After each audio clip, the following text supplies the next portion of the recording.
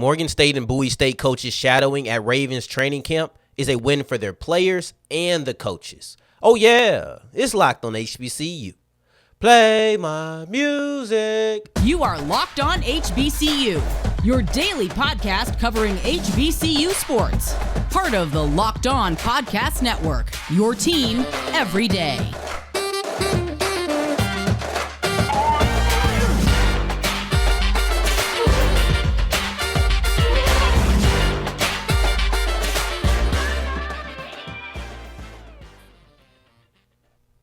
What's going on, family? Welcome back to another episode of the Locked on HBCU podcast, your number one daily one-stop shop for everything HBCU athletics, Monday through Friday, part of the Locked On Podcast Network, your team every day. And I, of course, am Darian Gray, a.k.a. the Mouth of the South, Texas Southern alum and former TSU Herald Sports editor and contributing writer at USA Today's Saints Wire. I appreciate you for making us your first listen of the day every day. And remember, just because the mic cuts off does not mean that the journey is over. Just means it's time to follow me on Twitter at South Exclusives. Starts with an S and it ends with an S, but I truly do appreciate that. Today's episode is going to be a real journey. We're going to look into Jadakis Bonds and Emmanuel Wilson's chances now that they've joined the Green Bay Packers. Diamond Johnson is a special type of transfer for Norfolk State women's basketball team.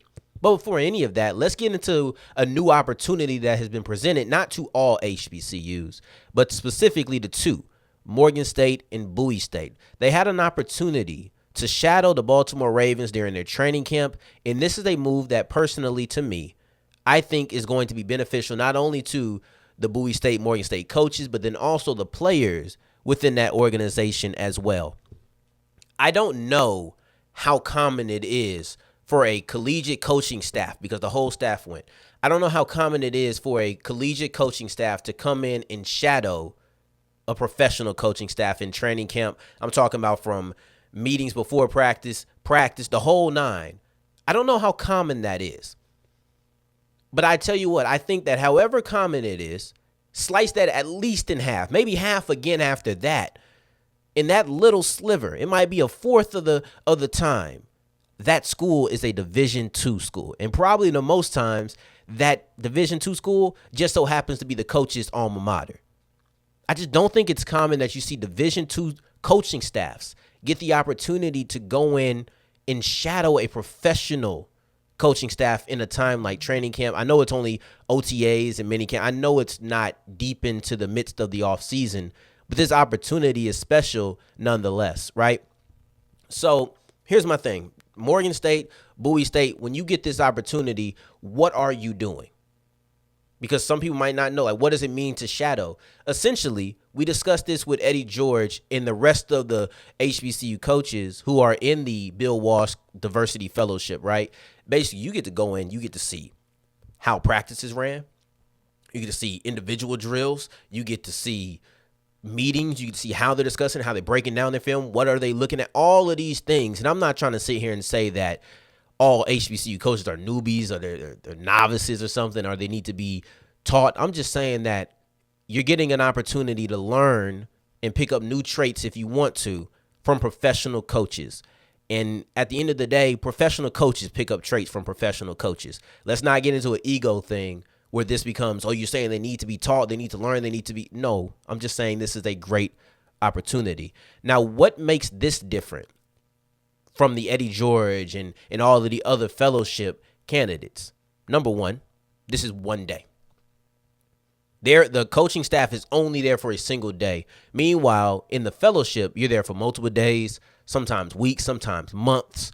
Sometimes it can turn into a whole season where they just basically bring you on for 5 months or whatever, however long the season is going to be for them. That's a completely different situation. This is extremely temporary, right? So only one day of being able to shadow is different. But I think the biggest difference comes in the fact that the whole coaching staff gets to be there. But with the fellowship, it's one person. So that one person can come back and they can relay the message like, hey, I think that the offensive line, I saw them doing this. This is something pretty nice. You could do this, O-line coach. But it's no defensive coaches coming in and telling the offensive coaches what they saw that they could work on. But now all of Morgan State is there. All of Bowie State is there. And the reason that's important is because each individual coach gets to take something for themselves. They can go back to campus and they can talk about, okay, what did you see, coach? What did you see, coach? Well, I thought their defensive line was doing these type of drills. I thought they had this type of hand work, and we need to work on this type of hand work. You know, it's different things that each coach can take away from their specialty or choose not to. So when everybody has the same experience or the same opportunity to experience it, right, because everybody's experience itself is going to be uniquely different. But when they're all given the opportunity to this experience, now they get to personalize what they want, and it's not third-party information. It's not Coach Simmons from, I didn't mean to say Coach Simmons, that was the first name that came to my mind, but it's not Coach Simmons from Green Bay was talking to Coach Joe from Central State, and then Coach Joe went and talked to Coach Williams, who was an offensive line coach, but Coach Joe coaches the secondary. It's not all of that. See, that's a lot of he said, she said, none of that. It's just, hey, Coach Williams was able to see what Coach Simmons was saying for himself, and now I'm going to implement this. We speak on how this can help.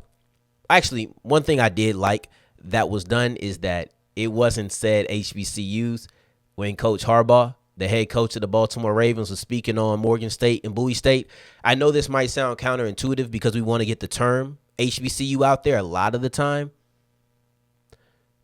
But for me, sometimes when they say the term, it kind of feels a little bit like a buzzword. You want to say it so it feels like you hitting a certain type of quota, so you hitting a certain type of demographic, so you kind of look like you care.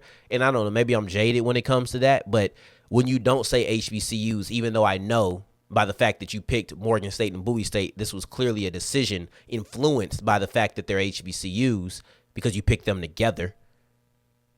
The fact that you didn't say it, to me, makes it feel a little bit more genuine. And maybe that's me, so I'll keep it very slight with that. But the way that it improves the coaches is clear. You get to take these tips. But how does it improve the players? Because it's not as clear, but I think it's very concise on how this benefits players as well. Those coaches who get to take certain things, of course, you're going to have improvements, and now naturally you're developing better, okay? But I think you've been developing talent for a while. So I'm not going to sit here and act like they can't develop talent. But maybe you see different things in practice that you say, we want to make sure that they're prepared for that. Because more than just the 60 minutes of playing football week 1 through 17 is what goes into making a roster, what goes into making an impression. There's certain little things that are done during practice that, hey, we might want to incorporate. So now by the coaches being able to see all of these things, now they can go and they can teach their players this. So now when the players come into rookie minicamp, when the players come into minicamp, when the players come into OTAs, when the players come into training camp, when all of those steps are going on, the learning curve on certain things isn't as bad because you've already been prepared and you already expected what you're going to get. So now you already know the exact type of handwork drills that they do. You know how to look good. You know how to stand out in certain things that other collegiate programs maybe aren't using. And I know there's a difference because think about how you hear certain programs spoken about. That program is pro-ready. Players who come out of there are pro-ready. There's certain things you can do beyond just development of talent that leads to players being pro-ready. And I think coaches being able to shadow at these training camps should allow Morgan State and Bowie State players to have some of those more pro-ready attributes when they go to the pros. Now, we're going to dive back into collegiate athletics because Diamond Johnson is a special transfer when it comes to Norfolk State women's basketball. This is not the type of transfer that you see typically. I want to break down why she's special and then also what she can provide to Norfolk State as we continue with Locked on HBCU. Today's episode is brought to you by Bird Dogs. Bird Dogs are the most comfortable shorts on the planet, especially when you're playing sports. You can go out there, you can throw catch if you know. Maybe you want to throw the football, maybe you want to throw the baseball, but you got to run a little bit. They're comfortable enough where you can do that. Some people even wear the Bird Dogs in a gym. I don't because I don't go to the gym. I need to. As a matter of fact, when I go to the gym, I throw on my Bird Dogs, right? But if I'm just chilling, sitting down, watching the game, like I was just watching the Heat Celtics game, got my Bird Dogs on. If I'm just chilling around the house, maybe playing video games, because occasionally I'll do that, I have my Bird Dogs on. They're the all-utility shorts because I can wear them at any moment, at any time, no matter what I'm doing. I even feel comfortable going for a swim in these bird dogs. That's how good they feel to me. That's how good they'll feel to you. If you go to birddogs.com/lockedon, get yourself a pair. And then also use the promo code LOCKEDONCollege to get a free Yeti tumbler. Matter of fact,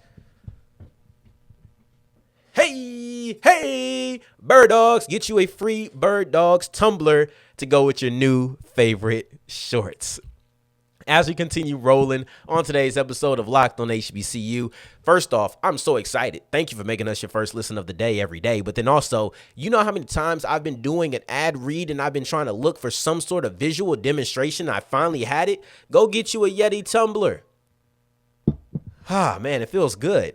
I've always wanted to add these props in here, but I've never had the opportunity to do it. And now look at you. Ain't he good? Ain't he good, man? So I'm very excited for that. I'm very excited for that. But Diamond Johnson is a special transfer for Norfolk State. I think I said it in italics. Is that how you say that? I think I said it in italics coming into this segment. Now I want to say it in bold. Can I speak in bold? Diamond Johnson is a special talent, a special transfer for Norfolk State because HBCU transfers don't typically look like this. I'm just being honest with you.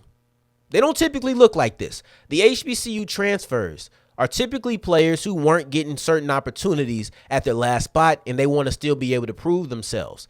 Or they're players who are going into grad transfer. That's typically what happens. Matter of fact, players who are like Diamond Johnson typically don't even transfer from their school. Not this late, not as a junior. Special. That's what makes this special. And I'm not trying to sit here and tell you that this is the second coming of Candace Parker. That's not what I'm trying to tell you. But what I'm trying to say, what I'm trying to illustrate is that Diamond Johnson and what she's been able to do at Rutgers and North Carolina State, you would not think that she would be transferring again. And most time Norfolk State would not get a player with her resume as quickly as they did, right? So I say all that. I set it all up. Let's look at what she did in Rutgers because she did transfer, but it's a little bit different when you transfer as a freshman as opposed to when you're transferring as a junior going into your senior season.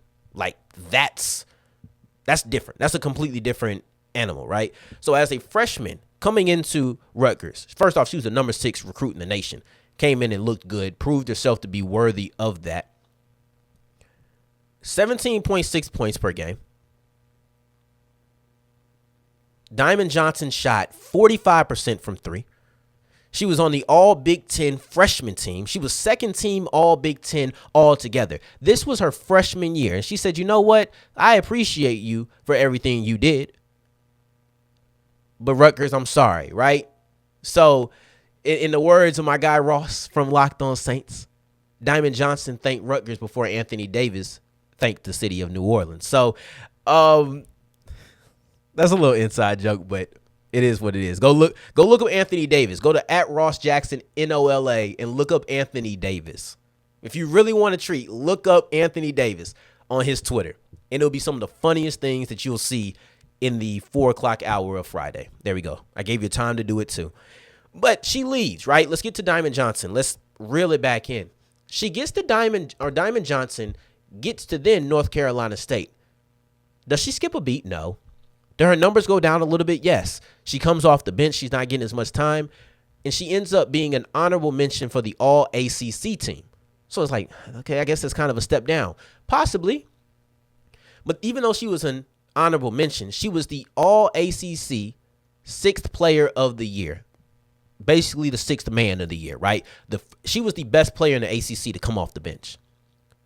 So though she didn't get a all-conference team, she earned a superlative of her own of being the best player to come off the bench. That's not something I'm going to take lightly. And in that year, North Carolina State was actually the number 1 seed in the ACC. Then this past year, she gets her opportunity to start. And she only plays 23 games. Some of the other players, they play 30, right? You had different amounts, but she got injured. She had an ankle injury, and it made her miss the end of the season. And she also missed some time in the middle of the year as well. She was the leading scorer on that team. Had, I think, the 3rd most total, but the most per game. Had the most assists per game. right? That 3-point shot, she's in the 36th percentile, which when you compare it to other players who shot about the same as her, she shot more threes than anybody else, even though, like, with her short amount of time. But when you look at what she was able to do from three, she shot 36%. So that's still a great percentage. This is an opportunity to get a star offensive threat. And even with that injury, even with that missed time that she had to have, she was still an all-ACC second-team player. So when you're looking at her being an all-ACC second-team player, you're bringing in a player who was all-conference in 2 different conferences, second team in both, right? But the year that she wasn't, she was the ACC 6th player of the year. So she's been labeled one of the 10 best players in the conference 2 different years. And then she's also been labeled the best player to come off the bench in that year in between. That's a resume. Why is she leaving? She's had team success. She's had individual success. At multiple schools, she's looked good. There's no reason to think that she can't come in and be a key contributor to a team that made the NCAA tournament again, and actually be somebody who can lead them to winning more than one game or winning a game. They didn't even win a game last year. So why is she leaving?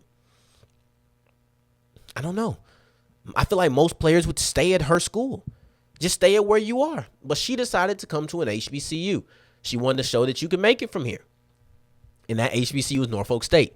Kind of surprised that she didn't pick Jackson State, not because I'm all on Jackson State's jock or anything, but Amisha Williams-Holiday did just get drafted from Jackson State just a year ago. I thought you might have, when you look at somebody of her prestige, and talking about Johnson, you would have thought that would have been one of the things that gravitated towards her. However, Norfolk State has a program as well. Dawn Staley gave them the cosign, the same way that Kim Mulkey gave Jackson State the cosign a year ago when they played in the NCAA tournament. So the cosign is there from one of the greatest coaches out there. So I understand why she would pick Norfolk State. But what does she provide to the Spartans? What is she bringing to this squad? Well, she's bringing to this squad specifically 3-point shooting, which was not good for Norfolk State last year, and an offensive threat for a team whose offensive leading scorer was a grad student. The two leading scorers at the guard position were also grad students. So you're looking at a team that could really use her services. And when you look at a player who shoots great from three, from inside, and from the free throw line, can facilitate the ball, get some rebounds here and there, this is the type of player that you want to add, and this is an impact player. I said it in italics. I've said it in bold. I don't want to yell, so I'll just say it very calmly and very confidently. Diamond Johnson is a special transfer for Norfolk State women's basketball. This is not the type of transfer that you see on a regular basis to any HBCU. That's why this means a lot. And going forward, we're going to look at some of our HBCUs or HBCU players who are no longer at the school and are trying to break into the NFL as we wrap up today's episode of Locked on HBCU. As we're wrapping up today's episode of Locked on HBCU, thank you for making us your first listen of the day every day, making it all the way to segment 3. Getting kind of tongue-tied today, aren't I? But making it all the way to segment 3, I thank you 2 times for that. Green Bay has now scooped up Jadakis Bonds, and they have scooped up Emmanuel Wilson. So they picked up the former wide receiver out of Hampton, Bonds, and now the former Fort Valley State running back in Wilson. Neither one of these players were in their original undrafted free agent class. Bonds was picked up by the Commanders, and Wilson was picked up by the Broncos. Now, I don't love seeing these players get cut, but when a player does not make it through rookie minicamps into OTAs, I love to see them get picked up right away because it's how do I want to say this? It just tells me something that I didn't know a couple of weeks prior, and that's that there was a little bit of a market for this player. And that's what it shows me, because when you're a UDFA, you don't know who really wants that player. The player knows, but we don't know. And now when one team lets you go and another one picks you up pretty much automatically, that's how I know there was a little bit of market for Wilson and for Bonds. Okay, cool. I'll tell you who I'm interested in more of the two, and that's Jadakis Bonds. Not because of his name. I know that's the hot button thing, and everybody loves to talk about that. But For me, Jadakis Bonds was a player who I heard a lot about when he was with the Commanders. They said he was one of the standout guys from the first rookie minicamp. Matter of fact, there's a fan-sided article that I want to read a quote from. And the quote goes, "It might not come with a concrete offer, but perhaps no player did more to help their chances of further involvement throughout the team's rookie minicamps than Jadakis Bonds." Now, of course, you hear that and you're like, okay, but why didn't he make the team then?